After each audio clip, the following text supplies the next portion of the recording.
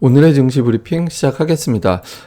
시장이 밀릴 수 있는 환경이 미국에서 만들어져서 넘어왔죠. 워낙 미국에서 지수가 많이 빠졌고 또 주요 지표들도 별로 좋지는 않았잖아요. 미국 금리가 올라갔는데 10년물 금리 같은 경우는 3.05% 근처까지 올라 있는 그런 상황이 됐고, 금리 올라가니까 또 달러화도 강세 보이게 되죠. 특히 강세 보이는 흐름이 되게 셌습니다.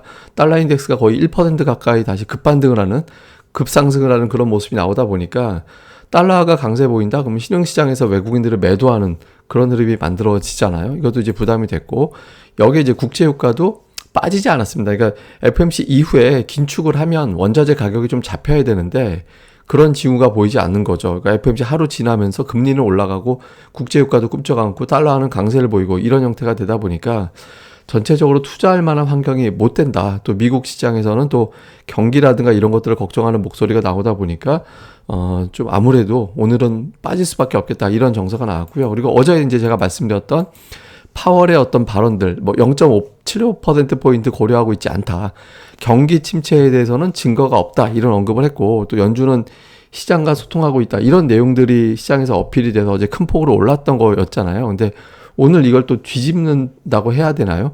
그러니까 불식이 되는 내용들이 좀 보도가 된 게 있었죠.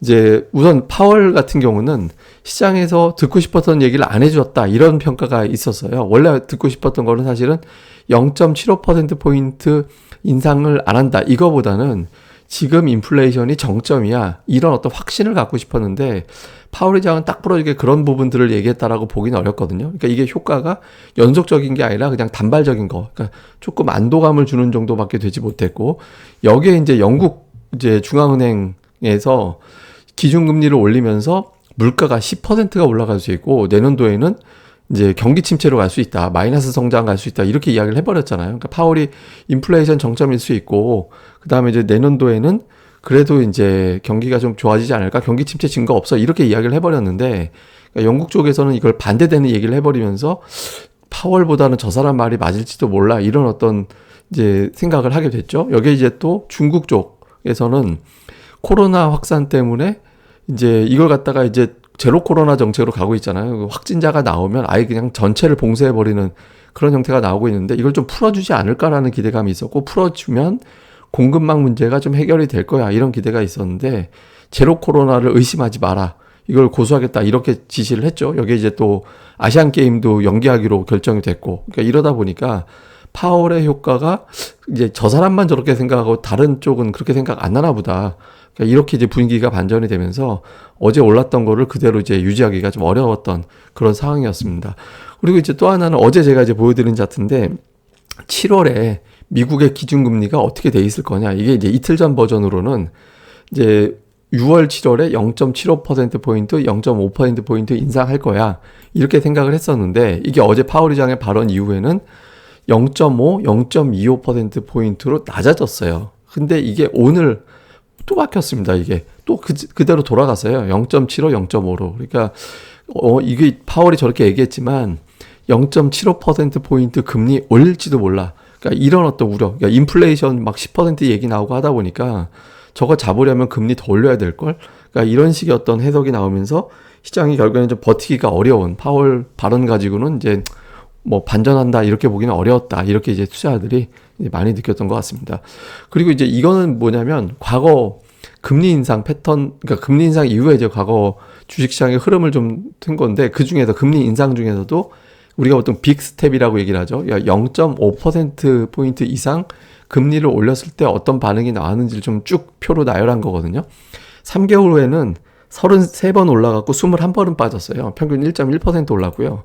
6개월 후에는 33번 올라가고 역시 21번 빠졌습니다. 그리고 평균적으로는 3.7% 올랐고요. 1년 후에는 30번 올라가고 24번 하락했거든요. 평균적으로는 7.3% 상승을 했어요. 그러니까 대략적으로 보면 승률이 한 60% 정도 되고 올라가기는 다 올라갔거든요. 근데 이게 압도적인 건 아니잖아요. 그래서 과거 패턴을 보면 좀 어수선하긴 하지만 그래도 주식시장은 결국엔 올라갔다, 이렇게 이제 평가는 되는데, 지금 당장은 좀 어수선함, 그리고 이제 당국자를 그대로 믿기가 어렵다, 이런 불신, 이런 것들이 이제 좀 시장을 좀 압박하는 그런 요인으로 작용을 했던 것 같습니다. 그 다음에 이제 수급에서 보면 외국인들이 한동안 좀 매도를 덜 했었는데 다시 매도를 확 늘리는 그런 모습이 나왔죠. 그러니까 또 기관도 여기에 이제 같이 붙어서 매도를 해버렸고, 그러면서 개인들이 양시장 딱 1조 원을 매수를 했어요. 예, 뭐 지금 개인이 돈이 없기 때문에 1조 원 매수라는 건 그냥 떨어진 거 그냥 얼떨결에 받은 거지 의지를 갖고 매수한다라고 보기는 어렵거든요. 이런 수급 구도에서는 지수가 올라가기는 좀 어렵죠. 근데 외국인들 4,800억 순매도 중에서 4,000억 원은 세 종목이었습니다. 그러니까 삼성전자, 우선주 포함해서 그다음에 이제 네이버와 카카오 이 종목 안에 이제 매도가 대부분 다 들어가 있었고 나머지는 그렇게 많이 판 건 아니었거든요. 그래서 특정 종목이 좀 치중돼 있는 편이긴 했는데 어쨌든 매도잖아요. 그래서 좀 수급에서도 지수가 견뎌내기는 좀 쉽지 않았다. 이렇게 봐야겠습니다. 그래서 이후에 이제 포인트를 보면 결국 시장의 관심은 파월의 발언은 제가 어제도 말씀드렸지만 하루나 이틀밖에 못 가는 거였고 경기 침체, 물가, 그러니까 이쪽을 보게 돼 있거든요. 그러니까 지금 뭐 긴축이다라는 걸 어차피 알고 있었기 때문에 이제 그거는 조금 강도가 약해질 거고 경기 침체가 이슈가 되고 있는 상태니까 이제 이걸 온갖 지표라든가 뭐 발언 이런 걸로 좀 해석을 하겠죠. 그러니까 뭐 수치, 기업들의 실적 전망 이런 것들이 어떻게 나오느냐 이거 그리고 이제 물가를 자극하는 거는 뭐 원자재 가격들, 다음에 곡물 가격들 이런 것들이 좀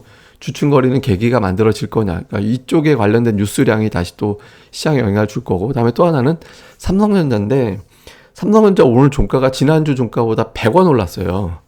어쨌든 지난주 종가보다는 올랐잖아요. 근데 이제 오늘 나중에 뭐 삼성전자 분차트 한번 보시면 그냥 옆으로 플랫하게 가는 그런 형태를 보였거든요. 그러니까 견디긴 했는데 아침 이후에 그렇다고 이제 시원스럽게 올라간 것도 아니고 또 외국인들은 오늘 되게 많이 팔았잖아요. 그러니까 삼성전자를 좀 이제 조금씩 유연해지나 보다 했다라가 이제 다시 매도가 커진 건데 다음 주에 원래 페이스로 빠르게 돌아와야 되거든요. 이게 제가 보기에는 뭐 유럽계 자금, 그러니까 한머니들이 주로 매도한 것 같아서 분위기만 바뀌면 다시 또 매도는 확 줄어들 수도 있거든요. 그러니까 삼성전자가 다음 주에도 주간 단위로 플러스를 내주면 비빌 언덕이 생기니까 시장이 좀 견딜 수 있다. 그래서 다음 주에 삼성전자의 흐름 좀 잘 볼 필요가 있고 그 다음에 이제 코스닥은 오늘 ADR이 80 정도로 마감이 됐는데 다음 주 수요일 정도 날짜상으로 보면은 아주 엄청난 급반등이 나오지 않는 한 다음 주 수요일 정도 전후됐을 때 다시 또 과매도권으로 내려갈 가능성이 높거든요. 그래서 코스닥 쪽에 종목들별로는 좀 주목해 볼 필요가 있다. 다음 주 어차피 실적도 이제 대부분 다 이제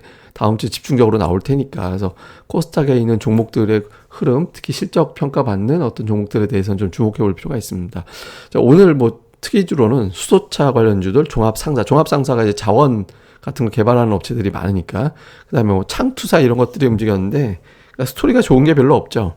예, 오늘 같은 경우는. 그래서 오늘은 이래저래 좀 약했던 장이었고 이 특징주 안에 수출주가 들어간다든가 뭐 이런 것들 또 기관이 뭐 집중적으로 경기를 바탕으로 매수하는 정도 이런 것들이 들어가 줘야 시장이 좋은 걸로 해석될 수 있거든요. 그래서 오늘은 특징주조차도 그렇게 썩 좋은 구도는 아니었다 이렇게 봐야겠습니다. 근데 이게 오늘 뭐 나쁜 거 많이 나와서 하락하긴 했는데 새롭게 나온 건 또 없거든요. 그래서 시장이 뭐 이렇게 계속 장이 이제 하락장으로 본격적으로 가나 이런 분위기는 또 아닌 것 같고 지금은 이제 냉정하게 봤을 때 이제 종목들별로는 또 이제 반전을 도모할 수 있는 종목들이 많이 있거든요. 오늘 보시면 곡물주들이 빠졌잖아요. 고점 대비 반토막 난 종목들이 불과 일주일 사이에 많이 있거든요. 그래서 거기서 자금이 나와서 어디론가 또 이동을 해 나갈 겁니다. 그래서 수급이 좀 뒷받침되는 스토리가 뭐가 될지 이걸 좀 집중해 보는 게 중요할 것 같습니다. 이 방송을 통해서 계속 그 내용을 정리해 드리겠습니다. 예, 그러면 또 한 주 잘 보내시고요. 저는 또 주말에 트레이더들의 수다가 나갈 예정이니까 또 많이 또 이제 기대를 해 주셨으면 좋겠습니다. 그리고 구독하기 꼭 부탁을 드립니다. 감사합니다.